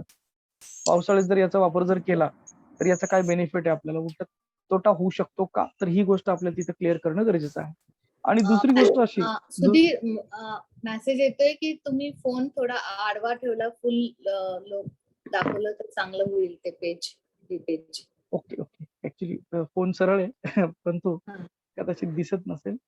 आता दिसतंय? असं एकदम व्यवस्थित आहे. ओके. ती इमेज आहे. मी आडवा केला ती तिकडे उभा दिसेल बरोबर तसाच. ओके, ठीक आहे. तर येणाऱ्या शेतकऱ्याचे 2 महत्वाचे प्रश्न हेच, की ह्या सीझनमध्ये एक्वाजेलचा वापर जर आपण केला, तर अति पावसामध्ये तोटा होऊ शकतो का? बिलकुल नाही. बेनिफिटच होणार आहे, तोटा नाही होणार आहे. दुसरा असा याचा बेनिफिट असा, की बरेच ठिकाणी शेती ही कोरडवाहू आहे. पावसाच्या पाण्यावरती शेती केली जाते. मग अशा वेळेला ॲग्री एक्वाजेलचा वापर हा अत्यंत महत्वाचा आहे. कधी-कधी काय होतं लागवड केल्यानंतर थोडीशी झाडं मोठी होतात, पीक उभं राहतं. जर्मिनेशन झाल्यानंतर सीडलिंग स्टेज क्रॉस केल्यानंतर थोडीशी रोपं मोठी होतात. मग खताचा पहिला डोस दिला जातो. जर खताच्या डोस सोबत ॲग्री एक्वाजेल वापरलं नाही आणि नंतर जर पाऊस पडलाच नाही, पाऊस जर 20-25 दिवसापर्यंत पाऊस जर नाही पडला, तर ते पीक जळतं, ते पीक नष्ट होतं. पण ॲग्री एक्वाजेलचा वापर जर केला, तर जमिनीमधली जे काही ओलावा आहे किंवा जो काही एखादा थोडाफार पाऊस झालेला असेल, तर त्या पाण्याची जी बचत केलेली आहे ॲग्री ॲक्वाजेलनं, ती बचत केलेलं पाणी आणि फर्टिलायझर बरोबर ते देण्याचं काम करतं आणि त्या पिकाची जी काही लाईफ आहे ती वाढली जाते. जरी पावसानं दडी मारली, शेतकऱ्याच्या भाषेमध्ये पावसानं जरी दडी मारली, पाऊस जरी लेट आला, तरी सुद्धा आपल्या पिकाची ग्रोथ आणि डेव्हलपमेंट थांबणार नाही, पीक नष्ट होणार नाही. तर हा एक महत्त्वाचा बेनिफिट आपल्याला शेत शेतकऱ्याला समजून सांगणं गरजेचं आहे. जर आपण ॲग्री ॲक्वाजेलचा वापर आज रोजी जर शेतामध्ये करू शकलो, तर जास्त फायद्याचं ठरेल. जमीन भुसभुशीत राहील. ॲग्री ॲक्वाजेल सोबत आपल्याला कॉम्बिनेशनमध्ये द्यायचंय ह्युमिक ग्रॅन्युअल. ह्युमिक ग्रॅन्युअलच्या 2 बॅग आधी 1 किलो ते 1.5 किलोपर्यंत 2 किलोपर्यंत तुम्ही सजेस्ट करू शकता. पण 1 किलो सफिशियंट आहे. 1 किलो ॲग्री ॲक्वाजेल त्यासोबत ॲग्री प्रोटेक हे जे आपले प्रॉडक्ट आहेत आणि ॲग्री 82 जर थोड्याफार प्रमाणात देऊ शकलो आपण, तर हे आपण आज रोजी जर पूर्व मशागत जर शेतीमध्ये जर दिलं, तर याचे खूप चांगले इम्पॅक्ट, पॉझिटिव्ह इम्पॅक्ट आपल्याला लागवडीनंतर त्या पिकामध्ये बघायला मिळतात. तर निश्चित आपण याचा वापर करू शकतो. दुसरं एक असं की आपली जी काही प्रॉडक्टची जी काही रेंज आहे, ॲग्री प्रॉडक्टची जी रेंज आहे, ही सीरियल रेंज आहे. म्हणजे जसं आपण पूर्व मशागतीपासून प्रॉडक्ट सजेस्ट करायला चालू करतो. थोडंसं क्रॉप मोठं झाल्यानंतर फ्लॉवरिंग स्टेज आली की आपण मॉस देऊ शकतो. फ्रुटिंग स्टेज आली की आपण गोल्ड देऊ शकतो. त्याच्या अगोदर नॅनोटेक देऊ शकतो. This is the serial range of product. He serial range आहे. म्हणजे आपण एखाद्या शेतकऱ्यासोबत जोडलं गेलो तर त्याचं final productivity, final touch, final finishing product होईपर्यंत आपण त्या शेतकऱ्यांच्या टचमध्ये राहू शकतो. जो आपला कायमस्वरूपी ग्राहक बनू शकतो. तर ही एक फार मोठी एक चांगली गोष्ट मला आपल्या ॲग्री प्रॉडक्टच्या रेंजबद्दल वाटते. सुरुवातीपासून शेवटपर्यंत उत्पादन निघू फायनल फिनिशिंग टच पर्यंत आपण प्रॉडक्ट त्याला देऊ शकतो. तर एकदा एखाद्या शेतकऱ्यापर्यंत जर आपण जोडलं गेलो, तर शेवटपर्यंत आपण कनेक्ट राहणं गरजेचं आहे. सुरुवातीला आपण प्रॉडक्ट देतो, रिझल्ट येतो. आपण व्हिडिओज वगैरे बनतो. पण शेवटी फायनल त्याला ॲग्री गोल्डही देण्याचं गरजेचं आहे. फ्लॉवरिंग स्टेजला त्याला मॉस देणं गरजेचं आहे. जेणेकरून शेवटपर्यंत त्याची प्रोडक्टिव्हिटी निघून त्याला आर्थिक फायदा कसा होत नाही, तिथपर्यंत आपण त्याच्यासोबत राहणं गरजेचं आहे, असं मला वाटतं. जेणेकरून आपल्याला त्याच्या सातत्यानं ऑर्डर्स मिळत जातील. पुढच्या कुठल्याही उत्पादनाच्या वेळेस दुसरे प्रॉडक्ट तो शेतकरी वापरणार नाही. आपल्या प्रॉडक्टला पहिले प्राधान्य देईल आणि आपण केमिकल फर्टिलायझर कमी करतोयच ॲक्चुअली. केमिकल फर्टिलायझरसाठी जो खर्च अतिरिक्त होणार आहे, त्याच खर्चामध्ये आपण आपले ॲग्री प्रॉडक्ट देऊन त्याच खर्चामध्ये एव्हा ना त्याच्यापेक्षा कमी खर्चामध्ये उत्पादन वाढवून, जमिनीची क्वालिटी वाढवून, असं एक ऑलराउंडर पद्धतीने आपण त्याचा बेनिफिट करून देऊ शकतो. तर या पद्धतीने आपण जाऊ शकतो.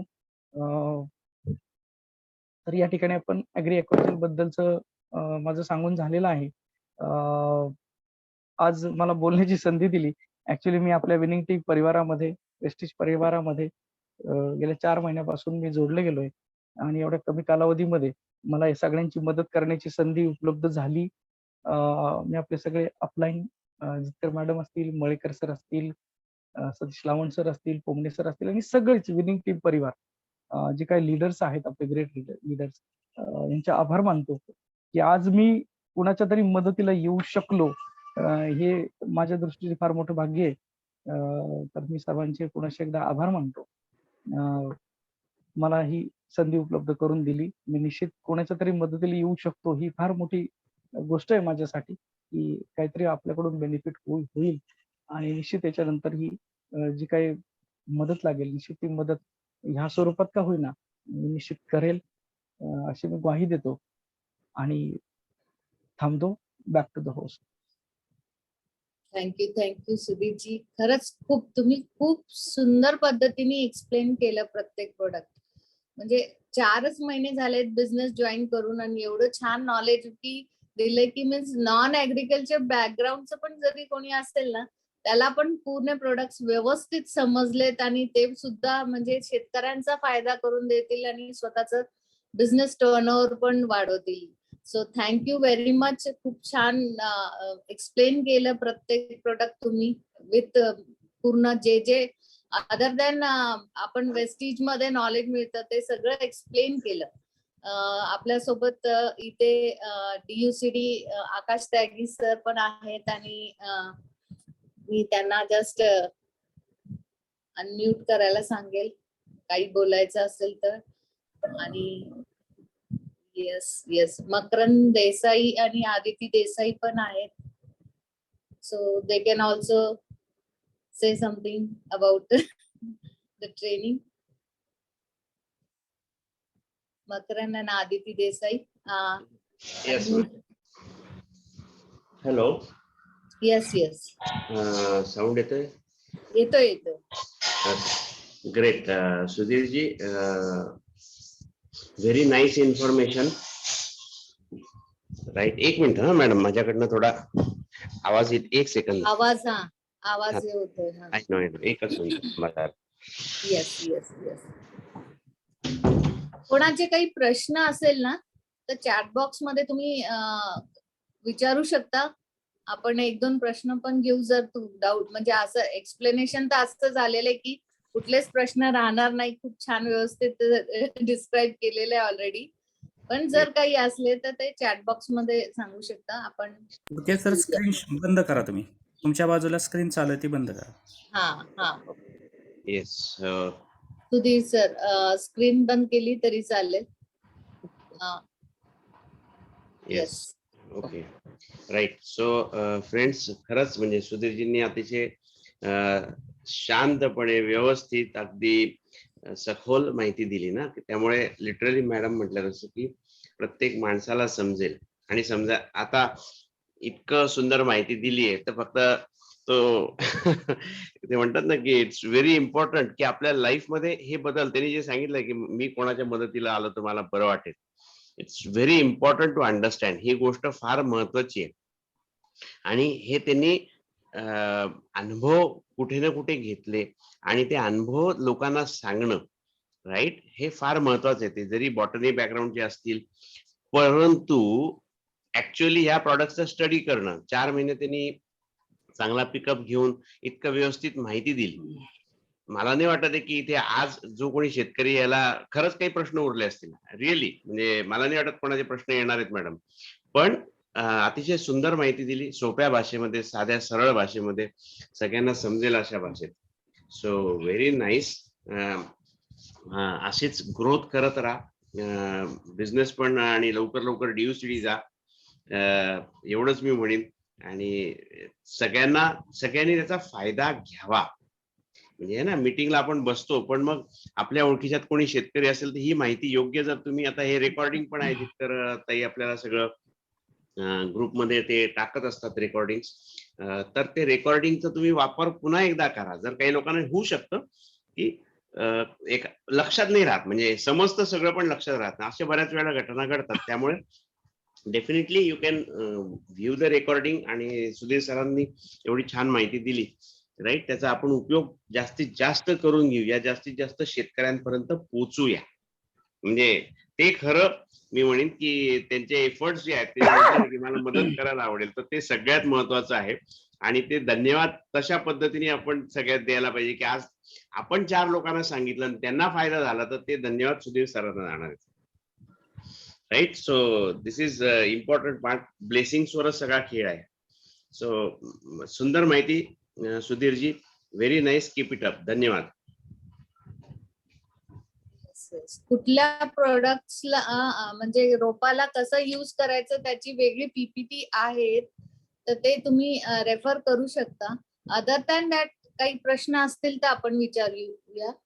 कसे यूज करायचे ते तर सगळे आपल्याकडे अवेलेबल आहे, पीपीटीज आहे. कुठल्या टोमॅटो असेल किंवा वांगी असेल त्याला कसं वापरायचं तर ते सेपरेट पीपीटी आहेत, यू कॅन रेफर. हॅलो. हा बोला. एक 2-3 फोटोग्राफ्स मला शेअर करायचे राहिले. ओके. ऍक्वाजेल काय मिरेकल करू शकतो, फक्त ऍक्वाजेल काय करू शकतं, तर याचे काही फोटोग्राफ्स आहेत, मी स्क्रीन शेअर करतोय 1-2 मिनिटांमध्ये. फोन परत आडवाच करून टाक. हो. म्हणजे ऍक्च्युली 2011 मध्ये पॉलिमरचा यूज मी माझ्या पीएचडीच्या प्रोजेक्टसाठी हा विषय निवडला होता आणि त्याच्यासाठी मी डायरेक्टली फील्ड वरती याचे ट्रायल्स घेत होतो की एक्झॅक्टली काय बेनिफिट्स होतो की कशा पद्धतीने या प्रोडक्ट काम करते. तर या ठिकाणी 2011 सालचे फोटो आहेत. त्याची क्लिअरिटी थोडीशी डाऊन असेल. तर कॉटनवरती, कापसाच्या पिकांवरती केलेला ट्रायल होता हा. फक्त ॲक्वा जेल, बाकी दुसरा कुठलाही नाही. फर्टिलायझर सोबत दिल्यानंतर त्याचा यूज कसा झाला. तर हे ॲक्वा जेल न वापरलेले जे काय कापसाची झाडं दिसतायत आपल्याला आणि त्याचा यूज केल्यानंतर म्हणजे ज्याच्यामध्ये यूज केलाय हा बदल, हा 2 फोटोग्राफ्स मधला बदल आपण बघू शकतो. टायमिंग सेम होतं का? हो, टायमिंग सेम. बापरे. फक्त ॲक्वाजेल न वापरलेली ही झाडं बघायची आणि त्याच्या शेजारी ही ॲक्वाजेल वापरलेली झाडं बघायची. याच्यापेक्षा आपल्याला क्लिअरिटी ह्या फोटोमधून येईल, पुढच्या फोटोमधून येईल. जिथे मी शेतकऱ्याला त्या पिकामध्ये उभा केलंय, त्याच्या अल्मोस्ट कमरेच्या वरती किंवा छातीपर्यंत, खांद्यापर्यंत त्या पिकाची ग्रोथ झाली. त्याच्या चेहऱ्यावरचा आनंद जर आपण बघितला तर एक ते वेगळंच हे होतं आमच्यासाठी. त्यावेळेला एवढं जबरदस्त बेनिफिट फक्त ॲक्वाजेलचा वापर करून या ठिकाणी होऊ शकतो. तर नाही, आणि ॲक्वाजेल सोबत आपण हे जे प्रॉडक्ट वापरतो, इतर जे काही देतोय आपण पुढं, हे मिराकल घडवणार आहे. त्यानंतर अजून एक फोटोग्राफ्स हा त्यावेळेस 2011चा दुसऱ्या शेतामध्ये पण वापरलं. तर तिथे सुद्धा म्हणजे खूप खूप जबरदस्त आपल्याला त्या ठिकाणी ग्रोथ बघायला मिळते. इथे पूर्ण म्हणजे शोल्डर पर्यंत ते ग्रोथ आपल्याला ती बघायला मिळालेली आहे. तर हे थोडेसे जुने फोटोग्राफ जे प्रॅक्टिकली थोडंसं याच्या ट्रायल्स घेतल्या होत्या मी त्यावेळेला. तर अशा पद्धतीनं फक्त ॲक्वाजेल एवढं मिरॅकल करू शकतो, तर बाकीचे सपोर्टिव्ह प्रॉडक्ट आपण जर दिले, तर हे अजून चांगल्या पद्धतीने ग्रोथ अँड डेव्हलपमेंट यामध्ये आपल्याला पाहायला मिळेल. आणि बरेचसे शेतकऱ्यांना ॲक्वाजेल बद्दल जास्त माहिती पण नाही ऍक्च्युली. आणि नाहीये, त्याचा नाही. किती बेनिफिट आहे ते म्हणजे मिराकल रिझल्ट आहेत. तर जास्तीत जास्त शेतकऱ्यांना आपल्याला भेटायचं आणि त्याचा इम्पॉर्टन्स सांगायचंय खरंच. Yes, yes. Yes yes. Tyagi भैया, मळेकर सर, आपल्यासोबत युसीटी मळेकर सर पण आहेत. Thank you madam. आणि खरोखर जसं भैया नेहमी म्हणतात की जो बांटता है वो सम्राट होता है. जो नॉलेज आपके पास है वो बांट दो, और विनिंग टीम का कल्चर है. एक आवाज दी अपलाइन ने और दूसरे मूवमेंट में क्षण में सुड़के सर ने तैयारी की. जब सुड़के सर की और जितकर मैडम की बात हुई तो सुड़के सर बोले यस मैम, आप बोलो, मैं कभी भी तैयार हूँ. तो ऐसी लीडरशिप विनिंग टीम में डेवलप हो रही है. इसका फायदा हर एक को होना चाहिए. और कल जो हमने प्रोग्राम सुना भैया का, भैया भी यही बात बोलते हैं कि एक 10 फार्मर लोगों के चेहरे पे आप मुस्कुराना ला सकते हो इस प्रोडक्ट के माध्यम से, तो आपको करोड़पति बना देगा. तो at the right time, right product के साथ, राइट इंफॉर्मेशन के साथ ये प्रोग्राम हुआ. मैं तो सबसे पहले धन्यवाद दूंगा जितकर मैडम को कि उन्होंने ये इनिशिएटिव ले लिया. और दूसरा, of course, great, I am proud of you Sudke sir, आप मेरे ग्रुप में हो. मुझे इसकी बहुत ज्यादा खुशी है कि आपके जैसे पीएचडी होल्डर्स जो क्षेत्र में होना चाहिए वो आप हमारे साथ हो. तो रिक्वेस्ट है, बहुत सारे मैसेजेस आते हैं, बहुत सारे दोस्त भी कभी कभी फोन करते कि सुड़के सर का नंबर मिलेगा क्या. इसलिए चाहिए आपको नंबर. इतनी ढेर सारी, इतनी आसान लैंग्वेज में अगर उन्होंने इंफॉर्मेशन दी तो फोन नंबर चाहिए क्यों. अगर चाहिए तो जितकर मैडम का नंबर आपके पास, उनसे कॉन्टेक्ट कीजिए. मैं ही इज अ प्रोफेसर, वो बहुत उनके काम में बिजी, उनके ट्यूशंस भी चलते सवेरे 6:30 से 9 बजे तक. उसके बाद उनका स्कूल चलता है 10 बजे से शाम को 5:30 बजे तक. उसके बाद जो खाली 3-4 आवर्स मिलते हैं उसमें वो वेस्टेज का काम करते हैं. बिजी शेड्यूल है.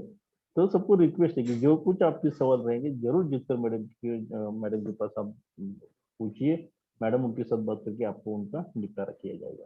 तो thank you madam, thank you Sudke sir, back to you. Yes yes. हमारे साथ यूसीटी बापू राव दादा भी हैं. तो बापूराव पोमने दादा, आप कुछ कहना चाहोगे? Yes madam. वो तो निकल गए फील्ड वर्क के लिए. शेगाव में हूँ मैडम, शेगाव मध्ये आहे. वाव. येस, 3-4 दिवस झाला टूर वरती आहे. परवाच सुटके सरांवर आम्ही होतो, पेस मीटिंग अटेंड केली पाथर्डीची. आणि खरंच एक हंबल कपल दोघंही हजबंड वाईफ एज्युकेटेड आहेत. त्यांचं टीम पण खूप सुंदर आहे आणि खरंच प्राऊड फील वाटतं की असे एज्युकेटेड लोक आमच्या ग्रुपमध्ये आलेत. आणि ही टीम पाथर्डी टीम जी घडवायला मदत होती ना, ते सगळ्यात जे श्रेय जातं नायकोडे सरांना, की आठवड्यातनं 2 दिवस वेळ देऊन ही टीम खरंच अक्षरशः खूप कष्ट करतात फील्ड वर्क. नायकोडे सर जाऊन सुडके सरांवर असतील, नागरे सरांवर असतील, तर मला गर्व वाटतो अशा आमच्या लिडरचा, की खूप कष्ट करतात आणि एज्युकेटेड लोक बिझनेस मध्ये यायला लागलेले आहेत. आणि ह्यांच्या नॉलेजचा आपल्या विनिंग टीम परिवाराला आणि सर्वांनाच नक्कीच बेनिफिट होईल. आणि खरंच very nice Sudke sir, thank you. तुम्ही तुमचा खूप अनमोल वेळ दिला. Thank you madam. Back to host. Yes yes, Satish दादा पण आपल्या सोबत आहेत. Yes yes, thank you madam. खूप जबरदस्त सोडके सरांनी आज आपल्याला नॉलेज दिलेलं आहे त्याच्यावर. त्यांच्या बऱ्याच जणांचं मी ऍटिंग वाचलं की हे परत एकदा होईल का, तर मॅडमने रेकॉर्ड केलेलं आहे. ते रेकॉर्डिंग आपल्याला मिळणार आहे आणि त्याचा फायदा आपण वारंवार हे सरांनी जी आपल्याला माहिती दिलेली त्याचा उपयोग आपण आपल्या फील्डवर करणार आहोत, त्यात ते मात्र शंका नाही. खूप जबरदस्त सर. आणि एक जणांनी लिहिलं तर हे जुनंच प्रोडक्ट आहे का, तर जुनं प्रोडक्ट नाही. सुडके सरांनी ह्या प्रोडक्टवर रिसर्च केलेला होता आणि त्यांचा जे PhDचा तो एक भाग होता किंवा PhD मध्ये त्यांनी त्याच्यावर स्टडी करून त्या ह्याचं जे ॲक्वाजेलचं त्यांनी रिसर्च केलं आणि त्यांनी स्वतः त्याचे अनुभव घेतलेले आहेत. त्यामुळे मला वाटतं सुडके सरां इतकं सुंदर आपल्याला ॲक्वाजेल कोणी सांगू शकणार नाही. आपण फक्त बेसिकली माहिती घेतली आणि त्यांनी प्रत्यक्षात त्यात काम केलेलं आहे. त्याचबरोबर त्यांचा जे अनुभव आहे ते खूप जबरदस्त आहे. खूप फील्ड वर्क करतात ते. म्हणजे त्यांच्या जी शॉर्ट टाइम मिळतोय त्यांना ड्युटी संपल्यानंतरचा आणि त्याच्यानंतर खऱ्या अर्थानं त्यांनी त्या परिसरामध्ये खूप मोठं काम उभा केलंय. खरोखर सर, याच पद्धतीने इतर प्रोडक्टचीही माहिती तुमच्याकडून आम्ही नक्कीच ऐकू. Thank you sir. आणि थँक्यू मॅडम. एवढं जबरदस्त आज मॉर्निंग CEP मध्ये विषय घेतला ॲग्री विषयी तो, कारण आता जस्ट आपले सीझन चालू होत आहे. तर परत एकदा थँक्यू. येस येस, तेच जे बरेचसे डिस्ट्रीब्युटर्स, जसं मळेकर दादानी सांगितलं की मोबाईल नंबर मागतात आहे, तर तुमचं काही प्रश्न असेल तर बरेचसे त्याचे उत्तर आपल्या PPTs मध्ये ऑलरेडी आहे ना. बरेच वेळा ते अननेसेसरी आपण नाही तर कॉल्स यायला लागतात. जर काही एखादा तुम्हाला वाटत असेल की याचं प्रश्नाचं उत्तर नाहीच आहे, तर तुम्ही माझा नंबर सगळ्यांकडे आहे, तुम्ही मला कॉन्टॅक्ट करू शकता आणि थ्रू अपलाईन आपण त्यांना कॉन्टॅक्ट करू शकतो. तसंच बरेच वेळा काय होतं की जसं आता आदिती मकरंद देसाई डॉक्टर आहे, त्यांना दिवसात ना 4-4, 5-5 कॉल येतात आणि तेही म्हणजे छोट्या छोट्या गोष्टींसाठी आहे, ज्याच्या PPT मध्ये सगळे उत्तर आहेत. तर मी रिक्वेस्ट करेन की जरी तुम्हाला कुठला प्रश्न असेल तर तुम्ही प्रॉपर तुमच्या अपलाईन थ्रू कॉन्टॅक्ट करा, कारण त्यांच्याकडे बरेचशी उत्तरं ऑलरेडी असतात, तिथपर्यंत जायची गरज नसते. So thank you once again Sudhir दादा, खूप सुंदर एक्सप्लेन केलं. आणि मी सतीशला रिक्वेस्ट करते की ऍज अ होस्ट तुम्ही सगळ्यांना अनम्यूट करा, आपण एकत्र त्यांना थँक्स करूया आणि मीटिंग इथे संपूया. Thank you ma'am. Thank you very much. Thank you. Unmute करून टाका सगळ्यांना. हा, yes, thank you very much. Thank you.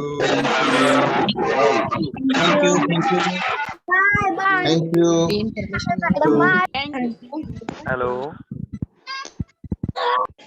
Thank you.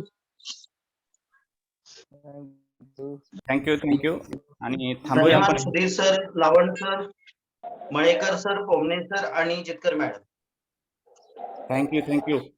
थांबूया आपण आणि भेटूया परत उद्या आमच्या रेग्युलर CEP मध्ये आणि प्रत्येकजण प्रत्येकाच्या CEP मध्ये. जर काय प्रश्न असतील तर नक्कीच तुम्ही मॅडमकडे पाठवा.